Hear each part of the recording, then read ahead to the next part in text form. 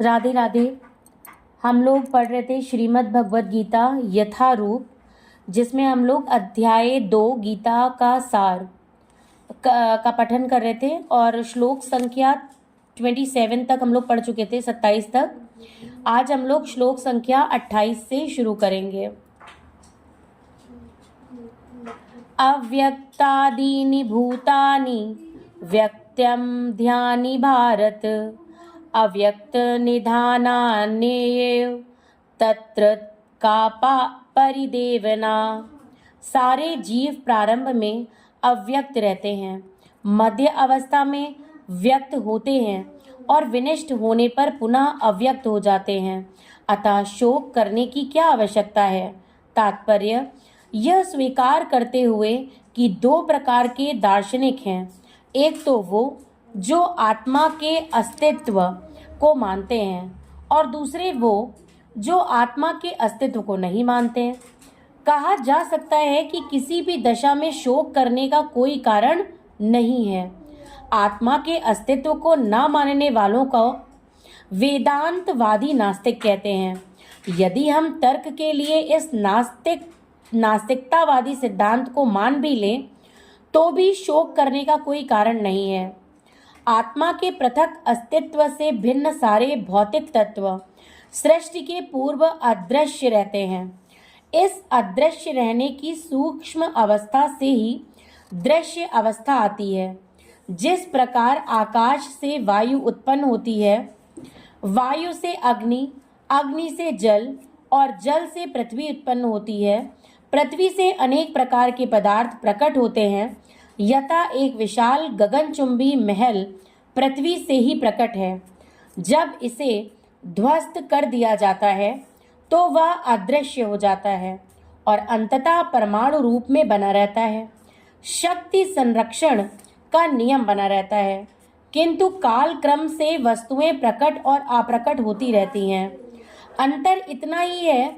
अतः प्रकट होने या व्यक्त होने या अप्रकट अव्यक्त होने पर शोक करने का कोई कारण नहीं है। यहाँ तक कि अप्रकट अवस्था में भी वस्तुएं समाप्त नहीं होती हैं।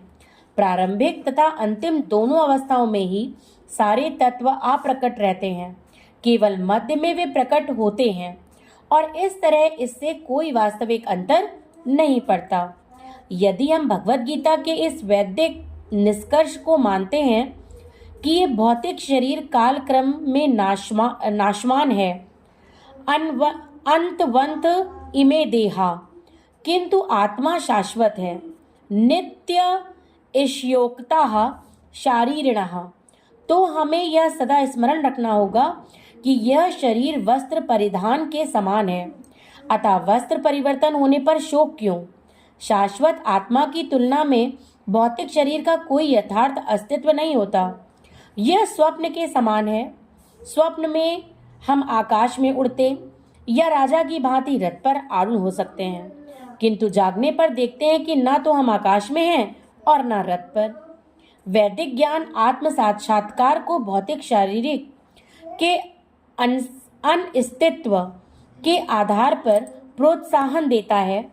अतः चाहे हम आत्मा के अस्तित्व को माने या ना माने, शरीर नाश के लिए शोक करने का कोई कारण नहीं है। श्लोक संख्या 29। आश्चर्यवत् पश्यति कश्चिदेन माश्चर्य वद्वदति तथैव चान्यः, आश्चर्य वैचेन्मन्यः शृणोति श्रुत्वाप्येनं वेद न चैव कश्चितम्। अर्थात कोई आत्मा को आश्चर्य से देखता है, कोई इसे आश्चर्य की तरह बताता है तथा कोई इसे आश्चर्य की तरह सुनता है, किंतु कोई कोई इसके विषय में सुनकर भी कुछ नहीं समझ पाते हैं। तात्पर्य चूंकि गीतोपनिषद उपनिषदों के सिद्धांत पर आधारित है, अतः कठोपनिषद में इस श्लोक का होना कोई आश्चर्यजनक नहीं है। श्लोक इस प्रकार है। श्रवणयापि बहुर्भयो न लभ्यः शृण्वन्तो अपि बहवो यं न विदुः। आश्चर्यो वक्ता कुशलो अस्य लब्धा, आश्चर्यो अस्य ज्ञाता कुशलानिष्ठः। विशाल पशु, विशाल वटवृक्ष तथा 1 इंच स्थान में लाखों करोड़ों की संख्या में उपस्थित सूक्ष्म कीटाणुओं के भीतर अणु आत्मा की उपस्थिति निश्चित रूप से आश्चर्यजनक है। अल्पज्ञ तथा दुराचारी व्यक्ति अणु आत्मा के स्फुलिंग के चमत्कारों को नहीं समझ पाता, भले ही उसे बड़े से बड़ा ज्ञानी जिसने विश्व के प्रथम प्राणी ब्रह्मा को भी शिक्षा दी हो क्यों ना समझाए। वस्तुओं के स्थूल भौतिक बोध के कारण इस युग के अधिकांश व्यक्ति इसकी कल्पना नहीं कर सकते कि इतना सूक्ष्म कण किस प्रकार इतना विराट तथा इतना लघु बन सकता है। अतः लोग आत्मा को उसकी संरचना या उसके विवरण के आधार पर ही आश्चर्य से देखते हैं। इंद्रिय तृप्ति की बातों में फंसकर लोग भौतिक शक्ति यानी कि माया से इस तरह मोहित होते हैं कि उनके पास आत्मज्ञान को समझने का अवसर ही नहीं रहता। यद्यपि यह तथ्य है कि आत्मज्ञान के बिना सारे कार्यों का दुष्परिणाम जीवन संघर्ष में पराजय के रूप में होता है। संभवतः उन्हें इसका कोई अनुमान नहीं होता कि मनुष्य को आत्मा के विषय में चिंतन करना चाहिए और दुखों का हल खोज निकालना चाहिए। ऐसे थोड़े से लोग जो आत्मा के विषय में सुनने के इच्छुक हैं, अच्छी संगति पाकर भाषण सुनते हैं, किंतु कभी कभी अज्ञानवश वे परमात्मा तथा अणु आत्मा को एक समझ बैठते हैं।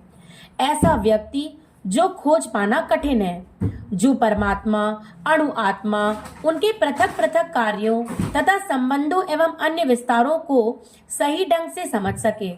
इससे अधिक कठिन है ऐसा व्यक्ति खोज पाना जिसने आत्मा के ज्ञान से पूरा पूरा लाभ उठाया हो और जो सभी पक्षों से आत्मा की स्थिति का सही निर्धारण कर सके। किंतु यदि कोई किसी तरह से आत्मा के इस विषय को समझ लेता है तो उसका जीवन सफल हो जाता है। इस आत्मज्ञान को समझने का सरलतम उपाय यह है कि अन्य मतों से विचलित हुए बिना परम प्रमाण भगवान कृष्ण द्वारा कथित भगवत गीता के उपदेशों को ग्रहण कर लिया जाए। किंतु इसके लिए भी इस जन्म में या पिछले जन्मों में प्रचुर तपस्या की आवश्यकता होती है, तभी कृष्ण की श्री भगवान के रूप में स्वीकार किया जा सकता है। पर कृष्ण को इस रूप में जानना शुद्ध भक्तों की अहेतु की कृपा से ही होता है, अन्य किसी उपाय से नहीं। श्लोक संख्या 30। देहि नित्यं वद्यो अयं देहे सर्वस्य भारत तस्मात् सर्वाणि भूतानि न त्वं शोचितुमर्हसि। हे भरतवंशी, शरीर में रहने वाले यानी कि देही का कभी भी वध नहीं किया जा सकता, अतः तुम्हें किसी भी जीव के लिए शोक करने की आवश्यकता नहीं है। तात्पर्य, अब भगवान अविकारी आत्मा विषयक अपना उपदेश समाप्त कर रहे हैं। अमर आत्मा का अनेक प्रकार से वर्णन करते हुए भगवान कृष्ण ने आत्मा को अमर तथा शरीर को नाशवान सिद्ध किया है। अतः क्षत्रिय होने के नाते अर्जुन को इस भय से कि युद्ध में उनके पितामह भीष्म तथा गुरु द्रोण मर जाएंगे, अपने कर्तव्य से विमुख नहीं होना चाहिए। कृष्ण को प्रमाण मानकर भौतिक देह से भिन्न आत्मा का पृथक अस्तित्व स्वीकार करना ही होगा।